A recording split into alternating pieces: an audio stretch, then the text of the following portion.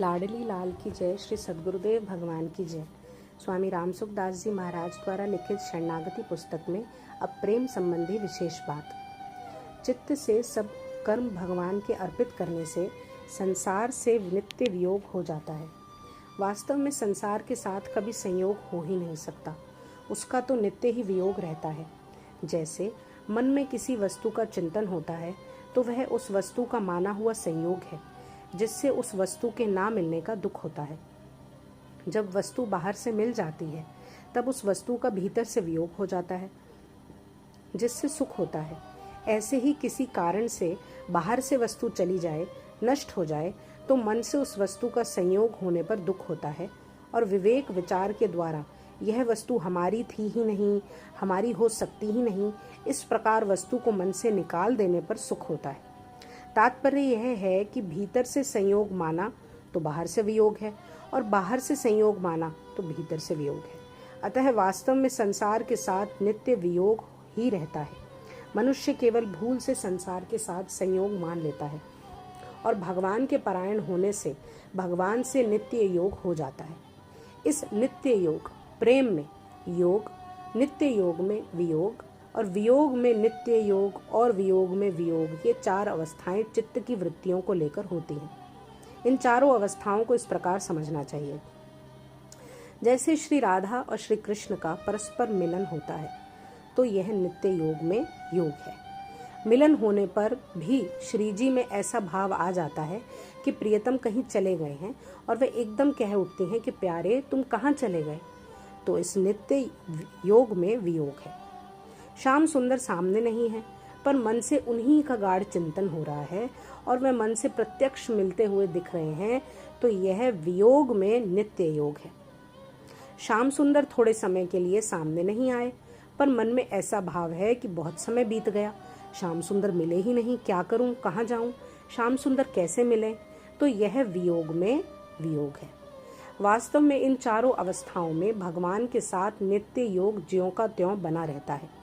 वियोग कभी होता ही नहीं, हो सकता ही नहीं और होने की संभावना भी नहीं। इसी नित्य योग को प्रेम कहते हैं, क्योंकि प्रेम में प्रेमी और प्रेमास्पद दोनों अभिन्न रहते हैं। वहाँ भिन्नता कभी हो ही नहीं सकती। प्रेम का आदान प्रदान करने के लिए ही भक्त और भगवान में संयोग और वियोग की लीला हुआ करती है।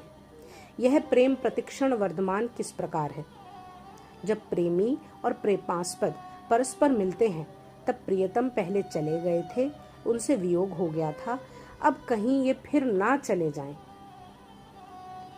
इस भाव के कारण प्रेमास्पद के मिलने में तृप्ति नहीं होती और संतोष नहीं होता। योग और वियोग में प्रेम रस की वृद्धि होती है। यदि सदा योग ही रहे, वियोग कभी हो ही ना, तो प्रेम रस बढ़ेगा ही नहीं, प्रत्युत अखंड और एक रस रहेगा। इस वास्ते प्रेम रस को बढ़ाने के लिए ही भगवान अंतर्ध्यान भी हो जाते हैं। वे चले जाएंगे, इस बात को लेकर मन ज्यादा खिंचता है। इस वास्ते इस प्रेम को प्रतिक्षण वर्धमान बताया गया है। प्रेम भक्ति। प्रेम भक्ति में चार प्रकार का रस अथवा रति होती है: दास्य, सख्य, वात्सल्य और माधुर्य। इन रसों में दास्य से सख्य, सख्य से वात्सल्य और वात्सल्य से माधुर्य रस श्रेष्ठ है, क्योंकि इनमें क्रमशः भगवान के ऐश्वर्य की विस्मृति ज्यादा होती चली जाती है। परंतु जब इन चारों में से कोई एक भी रस पूर्णता में पहुंच जाता है तब उसमें दूसरे रसों की कमी नहीं रहती, अर्थात उसमें सभी रस आ जाते हैं। जैसे दास्य रस पूर्णता में पहुंच जाता है तो उसमें सख्य, वात्सल्य और माधुर्य तीनों रस आ जाते हैं। यही बात अन्य रसों के विषय में भी समझनी चाहिए। कारण यह है कि भगवान पूर्ण है, उनका प्रेम भी पूर्ण है और परमात्मा का अंश होने से जीव स्वयं भी पूर्ण है। अपूर्णता तो केवल संसार से संबंध होने से ही आती है।